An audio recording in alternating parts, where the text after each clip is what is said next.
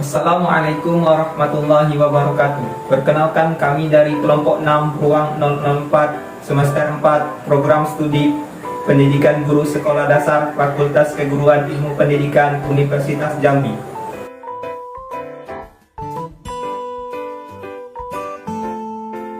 Video ini kami buat untuk memenuhi tugas mata kuliah pembelajaran bahasa Indonesia di sekolah dasar yang diampu oleh Bapak Dr. Andes Eko Kuntarto MPD MKomeng dan Bapak Muhammad Soleh SPD MPD. Hakikat teks berbasis genre. Istilah genre sebenarnya telah dikenal sejak lama dari berbagai perspektif, termasuk studi sastra, budaya populer, linguistik, pedagogi, dan yang lebih baru adalah dalam pendidikan literasi. Berbagai tulisan akademis telah mengkaji istilah kini sejak puluhan tahun terakhir. Genre atau teori genre seperti yang telah dikembangkan dalam literasi pendidikan dirumuskan dalam dua paradigma terkait meskipun secara fundamental berbeda. Genre diklasifikasikan sesuai dengan tujuan sosial mereka dan diidentifikasi menurut tahap yang mereka lalui untuk mencapai tujuan mereka. Tujuan pada konsep ini dikatakan sebagai kategori budaya. Misalnya, belanja akan dipandang meskipun tujuan universal, tetapi tahap yang diperlukan untuk mencapai tujuan itu dapat berbeda, tergantung pada konteks budaya. Misalnya, belanja di Bangkok sebagai lawan belanja di Pasar Baru Jakarta. Pembelajaran bahasa Indonesia berbasis teks didasarkan pada prinsip. Yang pertama, bahasa hendaknya dipandang sebagai teks, bukan semata-mata kumpulan kata-kata atau kaidah-kaidah kebahasaan. Yang kedua, penggunaan bahasa merupakan proses pemilihan bentuk-bentuk kebahasaan untuk mengungkapkan makna. Yang ketiga, bahasa bersifat fungsional, yaitu penggunaan bahasa tidak pernah dapat dilepaskan dari konteks karena bentuk bahasa yang digunakan itu mencerminkan ide, sikap, nilai, dan ideologi penggunanya. Yang keempat, bahasa merupakan sarana pembentukan kemampuan berpikir manusia, dan cara berpikir seperti itu direalisasikan melalui struktur teks. Semakin banyak teks yang dikuasai seseorang, maka akan semakin banyak pula struktur berpikir yang dikuasainya. Teks dapat lebih dari sekedar unit semantis yang direalisasikan dalam bentuk kalimat, karena fitur esensial dari sebuah teks adalah adanya interaksi. Berdasarkan konsep-konsep tersebut, dapat disimpulkan bahwa teks adalah satuan bahasa yang memiliki struktur berpikir lengkap, terikat konteks, dan dapat memunculkan interaksi sosial. Konteks yang dimaksud dalam teks berkaitan dengan pesan apa yang akan disampaikan, kepada siapa pesan itu ditujukan, dan dalam format bahasa yang bagaimanakah pesan itu disampaikan. Nah, ketiga hal tersebut juga dikenal dengan istilah register. Melalui register inilah dapat ditentukan genre, jenis teks, bahan struktur sebuah teks. Tujuan pengajaran bahasa Indonesia dari jenjang sekolah dasar hingga sekolah menengah atas adalah untuk meningkatkan keterampilan penggunaannya sebagai pengelola ilmu pengetahuan, teknologi, seni, dan ketakwaan kepada Tuhan Yang Maha Esa.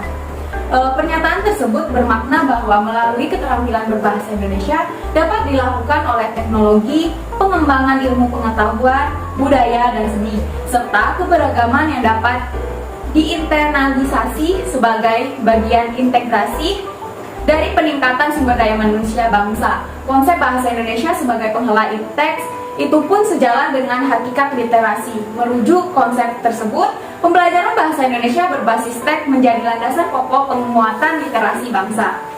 Proses utama belajar mengajar pedagogik genre dikenal sebagai siklus belajar mengajar yang terdiri atas 4 tahap, yaitu membangun pengetahuan bidang, pemodelan teks, konstruksi teks bersama, dan yang terakhir konstruksi teks mandiri. Dalam membangun pengetahuan bidang, peserta didik dipajankan kepada pembahasan atau kegiatan yang membantu peserta didik memaknai konteks situasional dan kultural genre yang sedang dipelajari.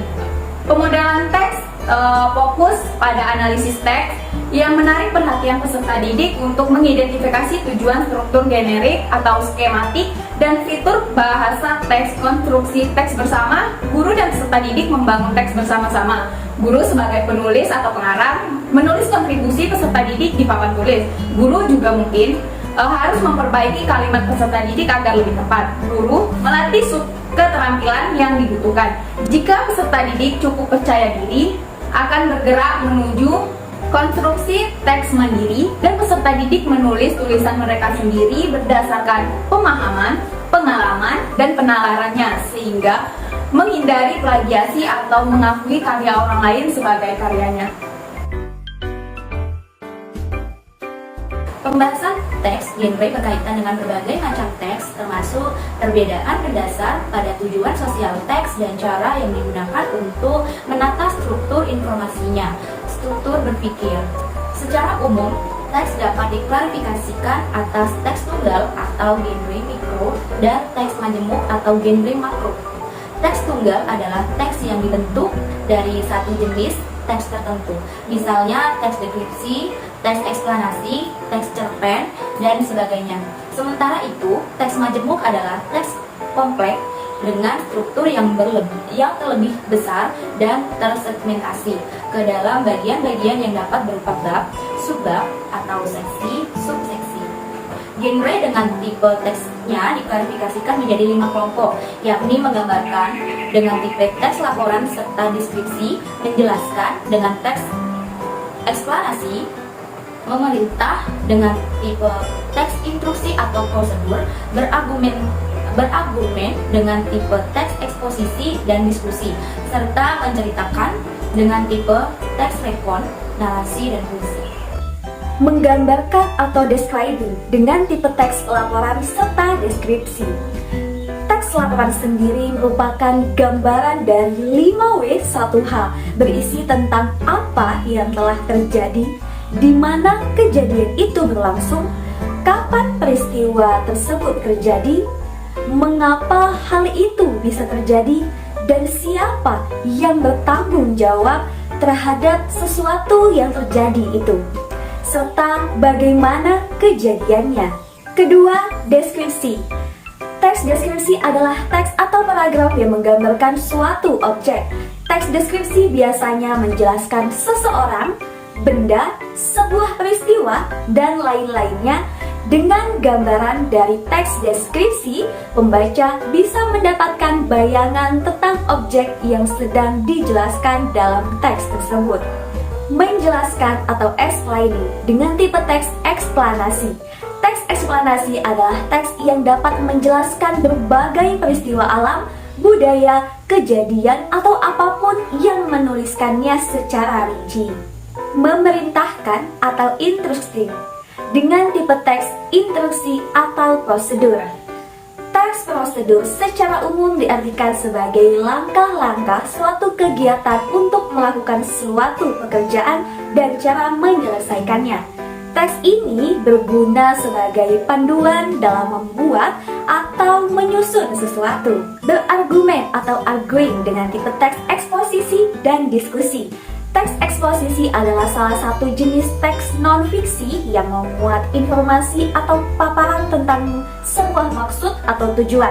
Teks ini tidak ditulis sembarangan, melainkan dibuat dengan deretan fakta yang benar-benar terjadi di lapangan. Teks ini sangat mudah untuk ditemukan. Teks diskusi adalah salah satu karya tulis yang bertujuan untuk menyajikan sudut pandang yang berbeda mengenai topik tertentu dan mendorong pembaca untuk mempertimbangkan sisi berbeda dari suatu masalah. Kemudian menceritakan atau narasi dengan tipe teks rekon, narasi, dan puisi. Teks rekon adalah salah satu jenis teks yang memuat suatu peristiwa kegiatan, kejadian, atau pengalaman masa lalu yang telah diamati secara kronologis dan ditujukan untuk memberikan informasi ataupun menghibur pembacanya. Teks narasi adalah teks yang menyajikan serangkaian peristiwa secara kronologis atau sesuai urutan waktunya. Dan yang terakhir adalah teks puisi. Teks puisi adalah karangan yang mengungkapkan pikiran dan perasaan penyairnya dengan mengutamakan keindahan kata-kata. Kurikulum 2013 menekankan pada teks berbasis genre. Teks dipandang sebagai perwujudan kegiatan sosial yang memiliki tujuan sosial. Teks yang dimaksud tidak hanya yang berupa teks tertulis saja, namun dapat berbentuk multimodal teks yang menggabungkan bahasa dengan cara atau media komunikasi lainnya seperti visual, bunyi, atau lisan sebagaimana disajikan dalam film atau penyajian komputer. Pada setiap teks, kompetensi dimulai dari mengidentifikasikan unsur, menelaah struktur dan aspek kebahasaan teks, menyimpulkan serta menjadikan teks. Pemetaan genre teks bahasa Indonesia merupakan salah satu upaya untuk mempermudah guru dalam mengajarkan jenis-jenis teks. Meski kurikulum berubah-ubah, selama basisnya masih menggunakan teks, guru tetap dapat menggunakan pemetaan genre teks ini dalam proses pembelajaran di kelas. Pemetaan genre teks ini dilakukan dengan cara memasukkan jenis-jenis teks ke dalam genre tertentu sesuai dengan tujuan sosial dari genre tersebut. Satu genre dapat berisi beberapa jenis teks tergantung dari kesamaan tujuan atau struktur teksnya. Namun, tidak menutup kemungkinan bahwa di kemudian hari suatu jenis teks dapat dikelompokkan ke dalam beberapa genre. Demikian pemaparan materi dari kelompok kami. Semoga menambah wawasan dan pengetahuan kita semua. Mohon maaf jika ada salah kata. Kami akhiri. Wassalamualaikum warahmatullahi wabarakatuh.